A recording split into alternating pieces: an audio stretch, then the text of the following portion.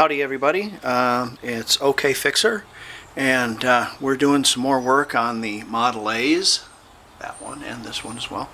Well, not this one so much. I'm using this train, using this for a demonstration, and essentially what we're going to do is we're going to take the air cleaner off that one. Alright, but I want to show you a couple of things first, and this has to do if you have sooty spark plugs and you can't figure out why. You've got a good carburetor, the engine runs good, it's not old and beat up, a good compression, that sort of thing, and your carburetor's been reworked or is in reasonably good nick. You might have your air cleaner plugged up. This model here, this 45, was sitting in a hay field before I got it, and was vandalized by the local Hitler Youth, and they did everything they could to tear it up, and they did nicely.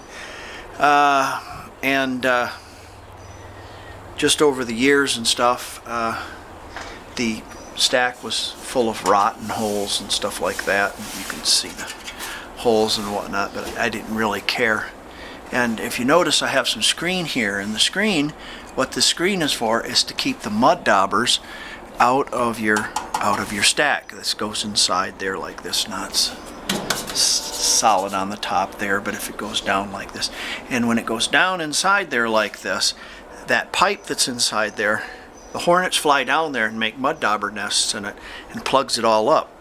And since your air filter's plugged up, your carburetor gets really rich, and that soots up your spark plugs. Well, when I took this one apart, I got out 3 or 4 pounds of mud out of there. I'm not kidding. I got that kind of mud out of there, and it was plugged up. So I'm hoping, since the oil pressure problems on this, with the can and the being bent, and I showed you on the last video, since these tractors are really the same, I'm hoping that the air cleaner is probably plugged up with mud daubers. Well, I'm not hoping it is, but it probably is plugged up with mud daubers, and so we're going to clean that out, and hopefully that cures the spark plug problems of being so sooty. Probably will. That's probably what's wrong with it. Another thing that will cause your spark plugs to be sooty is a poor seat on your needle and your seat, poor seat on your float. So when the float comes up, it doesn't shut the gas off, and it continues to run like that. What I have on this one, and I suggest you do too, because the original valve that went right in here, that worked both the tanks and stuff like that, is not available anymore, and you can get them from India, not the American Indians, but the over there in by Bangladesh, you know what I'm talking about, or wherever that is, the Asian Indians over there, they make them, a lot of bronze and brass stuff, and they are terrible as far as how they fit and how they work, and they usually leak. So what I do is I get myself a good old USA ball valve. I run one gas tank. I don't run the other one's nice and clean and pretty and blocked off and what have you like that, but I don't run this other gas tank. I just run the big gas tank. Of course, this is a multi-fuel tractor, so originally it was started on gasoline, and it had a shutter right here. You'd open and close that. I don't think the rod's even there. I know the shutters aren't there in the front of the tractor. It's the first thing that's robbed off of them is the shutters, because they're about $300 for a set. And it shuts off the radiator, shuts off the air to the radiator, gets the engine hot, and then you turn on the fuel oil or the diesel or the whatever you want to put. I guess you could put bees in there too and run on them. But if we got hot enough. So, since I'm not using it as a dual fuel, I just have one. I have a glass fuel bowl and a ball valve. And what this ball valve helps do if you don't have one, it's a good idea to have one if you're using one of those valves from India and your carburetor leaks. What you'll end up is you put 15 gallons of gas in here, right? And then, and then you go to start your tractor and all of a sudden it doesn't start. Oh, I thought I put 15 gallons of gas in there, you know. And you go over and check your oil and you open it up and it sprays out of there like a horse peeing. Well, what it's done is it's went past the and into the engine, and now you have 15 gallons of you know, parts cleaner in your crankcase. That's why I use a ball valve. Okay, back to this.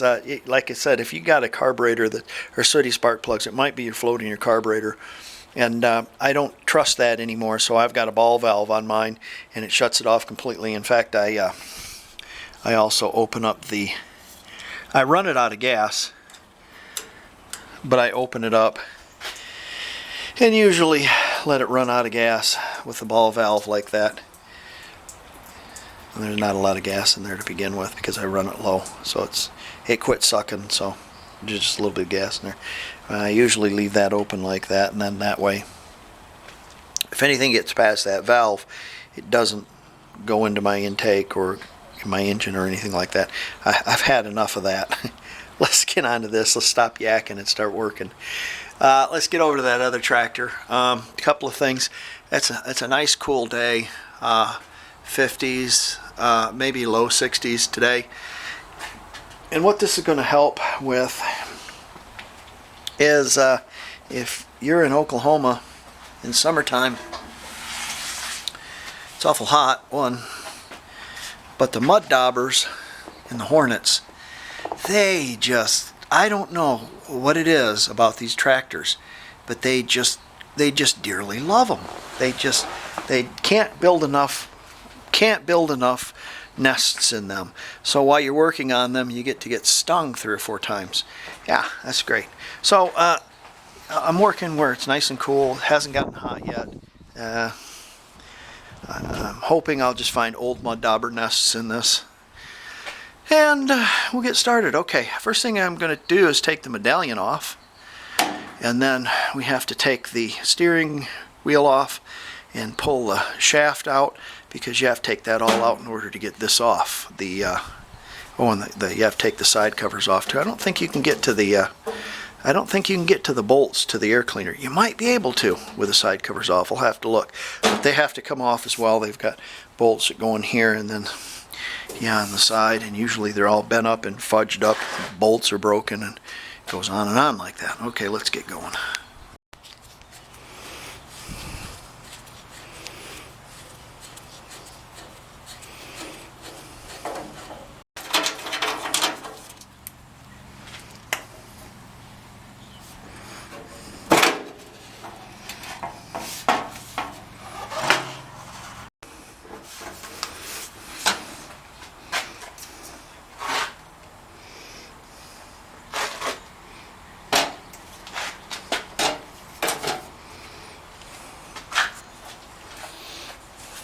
See, here's where the shutters would be. That's be in front of the radiator, and they open and close. Let's see here. What needs to come off? Well, this cap will come off, and then the bearing will come out. Probably take the steering wheel off first. If you've never had your steering wheel off,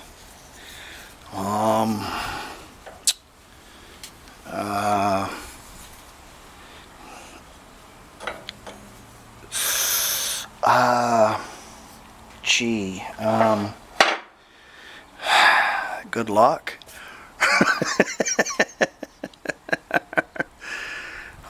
Generally what I do is I loosen the nut up and I get on this side of it and I try to rock it back and forth. It's keyed right there, so we'll try to get that off. I gotta dump the camera though.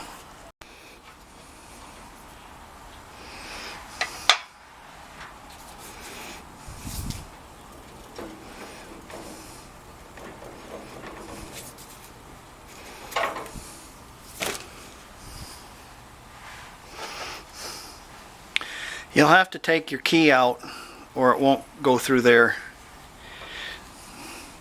Anybody got an older pair of vice grip than these?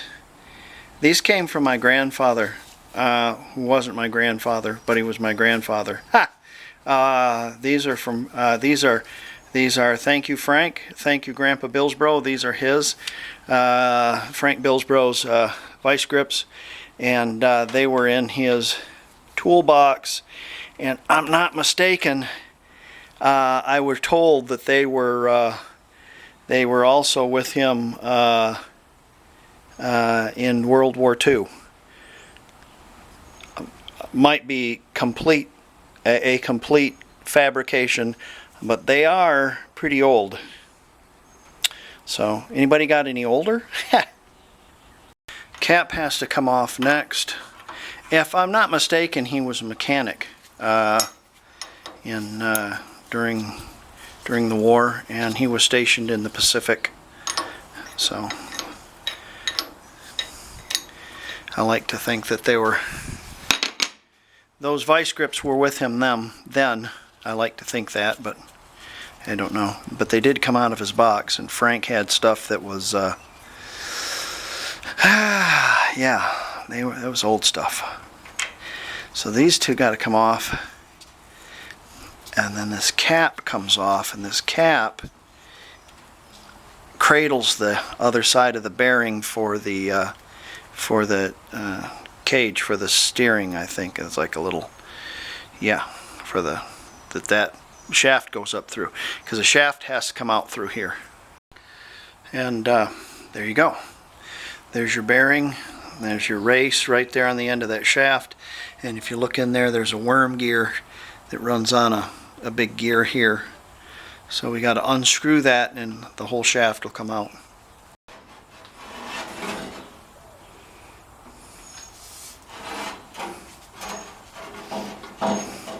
You get the idea. It's got to come out of. Disconnect your battery. Now, which one do you want to disconnect first? Okay, find your ground. Go up here, and I'll tell you why you want to do that. Is if your wrench slips and you ground yourself, well, you just grounded. See? Once you have the ground off, you know, you can touch this to the ground. You know, if you're working on this side, and you touch this to the ground, well, it's not going to matter because the ground's off of that anyways, unless you touch across here. See, because your battery's ungrounded already. But usually, because one will just hop right back up on there, is I'm going to take both of them off. Okay, there's a big bolt under here, so we're going to take that off, and then we're going to take our wiring harness off of our generator or alternator, and essentially we're just going to kind of flip this up as far as we can, and maybe we can just kind of hook it on the top. I'm not interested in taking the whole thing completely off, because I'd have to disconnect my wiring harness down there. I don't want to do that. And if I can just lift this up and hook that there, it'll give me room to get to the 3 bolts holding the air cleaner on. What a pain in the ass.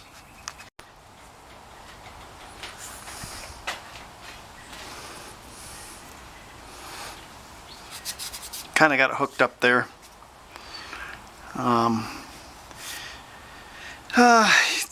For those of you who wanted to know, the rod goes through here. It attaches to the shutters. Here's the when you screw the screw in the dashboard, it attaches to this rod, and then goes through another little rod, and kind of gives a little advantage there. Gas tank. Let's see here. What do I got to take off? Oh, I know what I got to do. Have to disconnect the crankcase ventilation. Crankcase ventilation for 1944. Yes, crankcase ventilation. Actually, the GP series had crankcase ventilations, which back in the 30s. Pretty cool, huh? So it drew all the crap out and burned it over again. How about that? What an updated tractor this is. The thing about the John Deere is, let me explain something to you too, is this is a horizontal engine, right? Here's your cylinders, and they're going like this. The cool thing about this tractor is it doesn't use pinion gears, which are horsepower suckers. It has a big gear over on the other side that runs the transmission. How about that? Isn't that cool? So all the power of the engine went right to the transmission without having, if it was up like this, it would be going like this, and it would have to have a pinion going into it to run the clutch. Or the transmission would all have to be in line like that. Eventually, there'd have to be a pinion down there. It doesn't have one. Neat, huh? Have our crankcase ventilation off. This has got you can do it with your hands, and then it has an oil bath. These get water in them and rot out at the bottom too, so finding one that hasn't been reworked or welded up, that's hard to find. That one over there on the other tractor was a sieve. So I'm going to take that off so I'm not spilling oil all over the place. And then I'm going to take these 3 bolts, or 4 bolts out, and then this unit should come out of there. And what I want is this piece in the stack. So that's what I want. And that's bolted right there to the radiator. All right, I took this out. I rolled it in a circle and took it out, and then I pulled out the element. And in the center of the element was this. And if you look at it closely, it has a bunch of it's all pieces of dirt and pieces of element, but it's all fractured. And if you look at it closely, there's dozens of little ant bodies in it. So there was ants living in this in the center. They had a nest, so that had probably plugged that up pretty good. But I'm really interested in getting the cap off of this. There might not be anything underneath there, but it's one of those things that you have to do to make 100% certain that there's there's air going to be able to go through that. So I guess I could blow through it and see if there's, or I could run water through it. Probably that might be an idea, is run water through it and see what kind of water goes through it. I could do that probably, and as long as there's enough flow of water, that would be fine, and then we could put some screen around there. That way I don't have to cut that thing. That's probably what I'm going to do. Yeah, that's probably what I'm going to do. Oh, I'm going to stuff the rest of this element back into this and put the screen back over it, and then I think I'm going to do a water test on that. That's a good idea. Well, I found one paper wasp nest in it, and I found one mud dauber nest in it, but what I did is I turned it upside down and I hit it with a rubber hammer. You don't want to hit right here with a rubber hammer because it'll bend, but this is like doubled up metal right here, so you can hit it right there, and it's hollow, and I had one wasp nest come out of it. Now I don't know if it was right at the top, or I think it was close to the top, so it might have been blocking it. And then in conjunction with that, it's highly possible, in conjunction with that, this element in here being plugged up, it could have been running that carburetor pretty tight. So I run water through it, everything was fine, and cleaned everything out, and so now all you got to do is put it together. Yeah, easier said than done. Well, that's one way to check this out. It's an idea if your carb is running rich. It's highly possible that right there will have some hornets in it.